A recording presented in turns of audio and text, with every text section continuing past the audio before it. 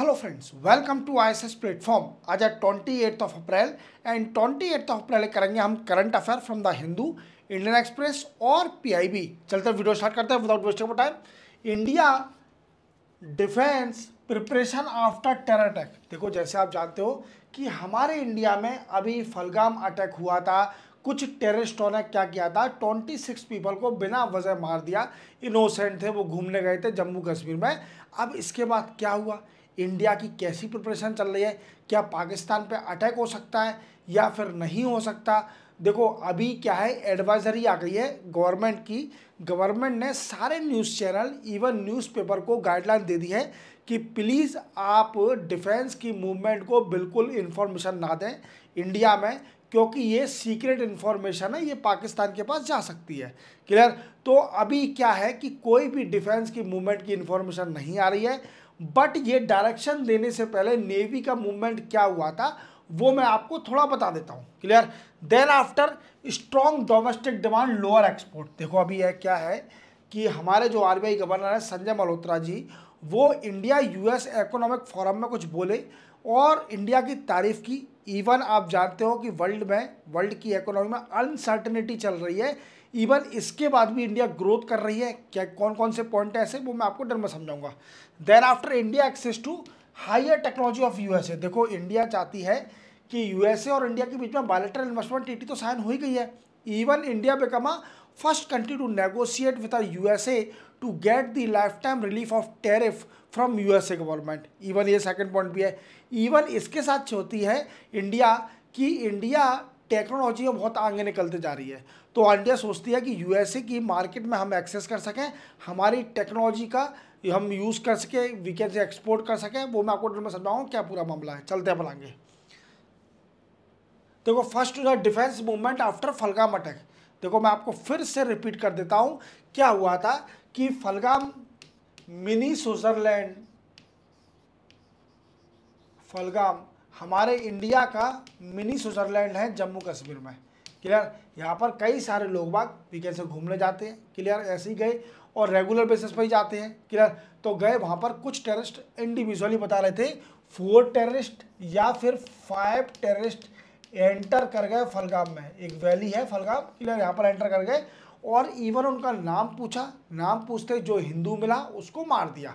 Clear. Even बताते हैं कि उनको नेक्ड भी किया गया था, क्योंकि पता करने के लिए हिंदू है मुस्लिम है, ये अलग रीज़न है। क्लियर। तो ये जो हिंदू थे वो उनको सबको मार दिया। क्लियर। मतलब 26-27 लोगों को मार दिया, हिंदू लोगों को। तो इसी बात का प्रोटेस्ट हुआ हमारी कंट्री में। गवर्नमेंट से बोला गया कि आप देखो कुछ ना कुछ एक्शन लीजिए इन टेररिस्ट के खिलाफ, और जो बैक कर रहा है टेररिस्ट को उनके खिलाफ भी। और बैक कौन करता है? पाकिस्तान। क्योंकि पाकिस्तान के डिफेंस मिनिस्टर ने खुद बोला है इस बात को कि we are training 300 militant as per the direction of the western country. 3000 militant, इतने लोगों को मिलिटेंट को ट्रेनिंग दे चुके हैं ये लोग बाग, जो टेररिस्ट लोगों को, as per the direction of western country. खुद वेस्टर्न न्यूज़ में बोला है इन्होंने। अब इंडिया क्या हो रहा है कि देखो, जैसे क्या है डिफेंस, अब अपनी इंडिया तो चाह रही है कि इसको हम अच्छी तरह पाकिस्तान को सबक देना है, क्योंकि ये आगे चल के ऐसा कोई काम ना करे। तो क्या है कि डिफेंस की कई सारी मूवमेंट हो रही हैं, डिफेंस मूवमेंट हो रही है, और इसी मूवमेंट के कारण क्या हो रहा है कि उसमें नेवी, एयरफोर्स तीनों अपनी उसको आर्मी, ये सब तैयार हो रही है। क्लियर। इसके साथ मैंने आपको क्वेश्चन बताया था कि आक्रमण, अभी ये मिलिट्री ड्रिल,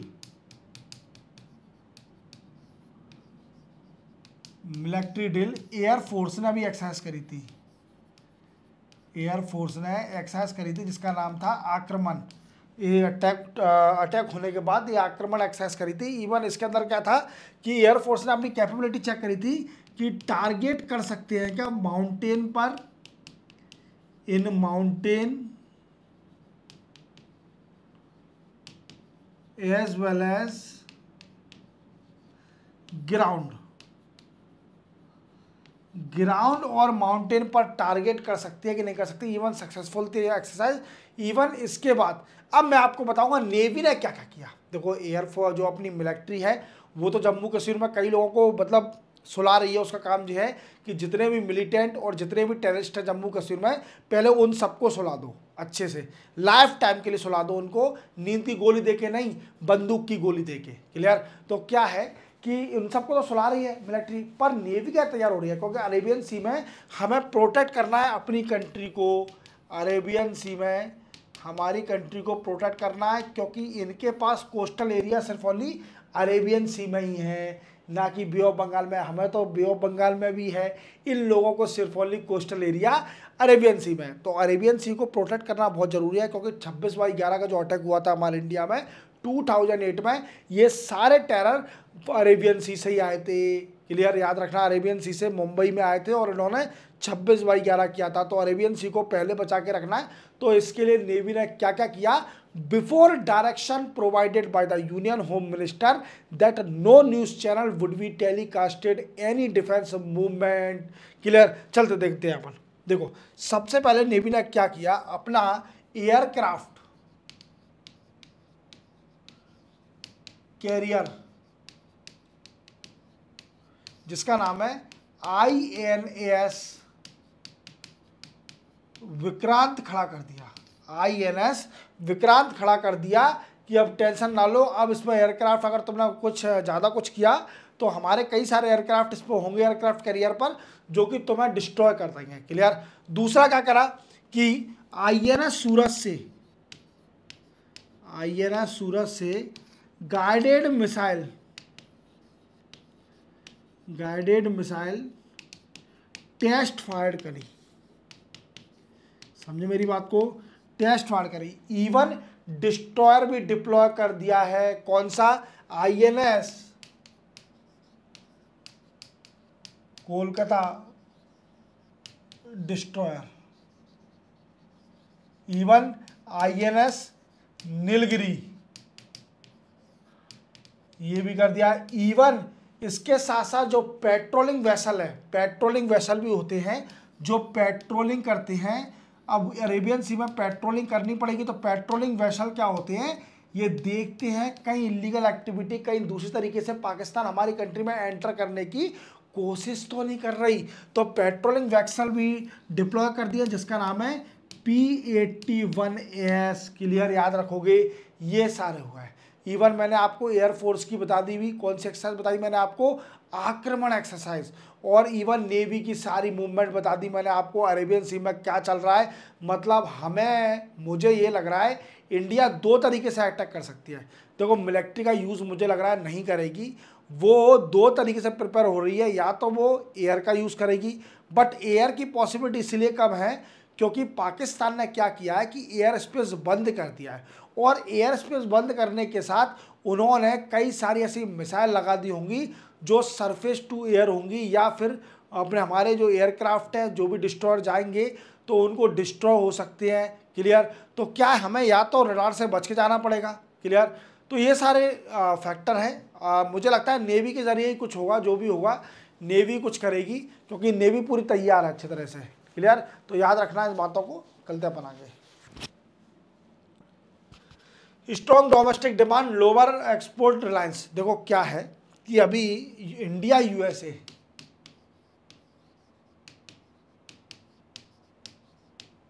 इकोनॉमिक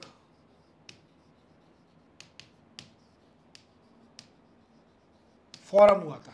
क्लियर? जिसको ऑर्गेनाइज किसने किया था? Organised bye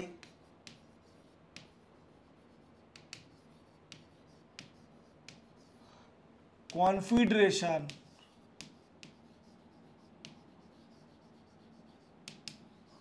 of India industry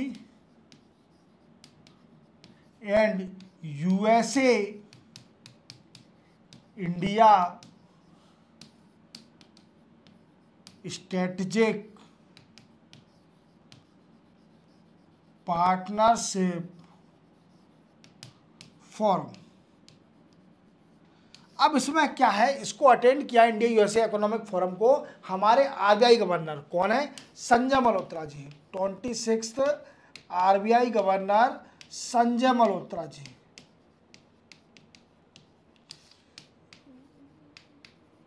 RBI governor अब उन्होंने बड़ा अच्छा बोला, मैं क्या बताऊं, इंडिया के लिए इतना अच्छी बात बोलना अच्छा ही है, क्योंकि आरबीआई आपको तारीफ करनी पड़ेगी। तो देखो इंडिया का बोला गया कि देखो वर्ल्ड पूरा वी कैन से अफेक्टेड है ड्यू टू टेरिफ वार के कारण। क्या है?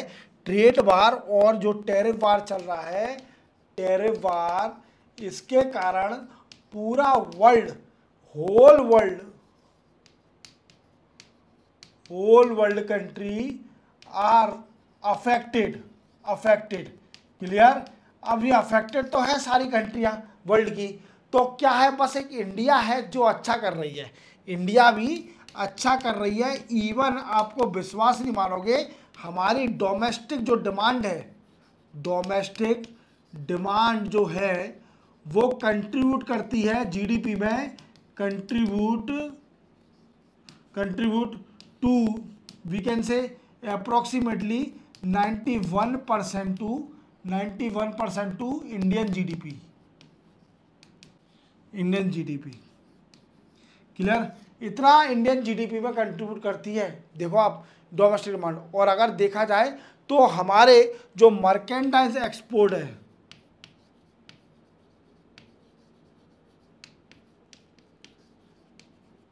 मर्केंटाइज एक्सपोर्ट है, वो कंट्रीब्यूट करता है, ये contribute to 12% in Indian GDP. एक बार इस डेटा को चेक कर लेना, ऐसा मेंशन करा गया है, पर मुझे नहीं लगता 91% करेगा। ठीक है, 70-50 हो सकता है, पर 91% ठीक है। आप चेक कर लेना, एक बार डेटा देख लेना, पर मुझे ऐसा ठीक है याद आ रहा है, कुछ ऐसा लिखा होता, merchandise export contribute to 12% in Indian GDP, ये बोला गया। देखो तो इंडिया जो संजय मल्होत्रा जी हैं, उन्होंने बोला कि हमारी financial sector, even banking sector ये इतने स्ट्रॉन्ग पोजीशन में है कि it can achieve the target of what India want. Clear? जो इंडिया चाहती है वो टारगेट को अचीव करते जा रही है। इवन बैंकिंग सेक्टर की बैलेंस शीट भी अभी मिनिमाइज है, ज़्यादा मतलब बैलेंस शीट नहीं है। इवन बैलेंस शीट क्या होता है? बैलेंस शीट होता है NPA, non performing asset. Bank पर ज़्यादा कर्जा हो, या बैंक पर जो कई सारे लोग इकोनॉमिक ऑफेंडर बन गए हों, जैसे नीरव मोदी, पंजाब नेशनल बैंक का, जो अभी बताया था मैंने आपको 13 अप्रैल को पंजाब नेशनल बैंक ने अपना 131st फाउंडेशन डे बनाया है। क्लियर? जो पंजाब नेशनल बैंक है वो सेटअप हुई थी 13 अप्रैल 1895 को। क्लियर? तो याद रखना, वो छोड़ो बात पर। अभी है ना, बैलेंस शीट भी बैंकों की सही चल रही है। इवन इन्वेस्टर हैं जितने भी वर्ल्ड के, उनके लिए बेस्ट मार्केट है अभी इंडिया इन्वेस्ट करने के लिए। इवन बेस्ट मार्केट है इंडिया। और हमारे इंडिया में डोमेस्टिक डिमांड देखिए मैडम, वीकेंड से लोगों को पैसा नहीं है, पर खाने में कोई कमी नहीं होना चाहिए, बराबर शौक करना है, बराबर खाना है। तो domestic demand, domestic expenditure, domestic purchasing is very high. तो lot of the company will have a lot of profit if they invest in India. And consumerism तो है ही, आप जानते हो, प्रॉफिट मेकिंग हो सकता है। तो अभी यही संजय मल्होत्रा जी ने बोला कि बेफिक्र रहो यार। और इंडिया यूएसए के रिलेशन पे ही बोला गया, जैसे मैंने आपको बताया था, इंडिया यूएसए रिलेशन, जैसे आप जानते हो कि बायलैटरल इन्वेस्टमेंट टीटी both country has sign that enhance the investment relation between both country. Even India become a first country to negotiate with the USA to get the lifetime relief of the tariff from USA government. याद रखना इस बात को भी, very very important है। Clear? ये सारे recommendation थे। और क्या है ये? USA India economic forum organise by the confederation of Indian industry and USA India strategic partnership forum. याद रखोगे, चलते पढ़ाएंगे। नेक्स्ट है India want greater access to high technology of USA. देखो जैसे आप जानते हो, मैं आपको कई बार बता रहा हूं कि India and USA both countries sign the bilateral investment treaty, और इंडिया और यूएसए के रिलेशन आप जानते ही हो कि इंडिया अलाइज है यूएसए का, पार्टनर कंट्री एशिया में यूएसए की, और डेफिनेटली यूएसए से अच्छी बनती है इंडिया की। क्लियर। तो क्या है कि अभी बायलैटरल इन्वेस्टमेंट टीटीपी साइन करी है, इवन अभी यूएसए में नेगोशिएट करने भी गए थे, निर्मला सीतारमण मैम भी गई थी, इवन नेगोशिएट करके आई। टैरिफ का अपन को रिलीफ मिल सकता है, वो आगे बताएंगे अपन 90 डेज के बाद जो पीरियड खत्म हो जाएगा, जो रिलीफ दिया है कई सारी कंट्रियों को एक्सेप्ट चाइना। तो क्या है कि यूएसए में मार्केट देखो, यूएसए में टेक्नोलॉजी बेस्ड मार्केट ज़्यादा है, टेक्नोलॉजी बेस्ड मार्केट, जैसे सर जैसे AI, biotechnology,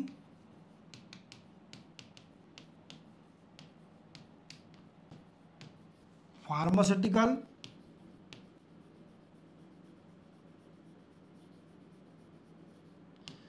quantum computing,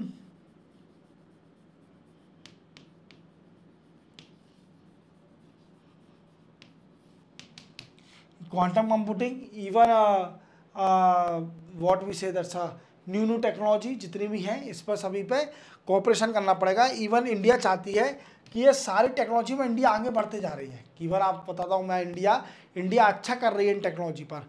even तो इंडिया चाहती है कि हमको यूएसए की मार्केट में इन टेक्नोलॉजी पर एक्सेस मिल सके। अगर यूएसए की मार्केट में इन टेक्नोलॉजी पर एक्सेस मिल जाएगा तो इंडिया compete कर पाएगी, इवन कुछ नया और इनोवेशन करेगी जिससे compete करना है यूएसए मार्केट को। जो भी यूएसए कंपनी है उसे compete करने के लिए इंडिया इनोवेशन करेगी जो भी इन फील्ड पर, और अगर इंडिया ने इनोवेशन किया तो definitely it will lead to growth of India.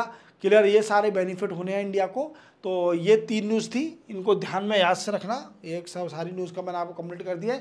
देखो मैं आपको कुछ न्यूज़ एमसीक्यू फॉर्म में करा देता हूँ, कुछ न्यूज़ आपको 3 या 4 को जो भी न्यूज़ होती है, 5 कभी 6 न्यूज़ होती हैं, वो मैं आपको कभी डिटेल में पढ़ाना होता है तो मैं डिटेल में पढ़ा देता हूँ जिससे जो इंपॉर्टेंट लगता है मुझे। और एक शॉर्ट भी आता है रिलेटेड टू करंट अफेयर।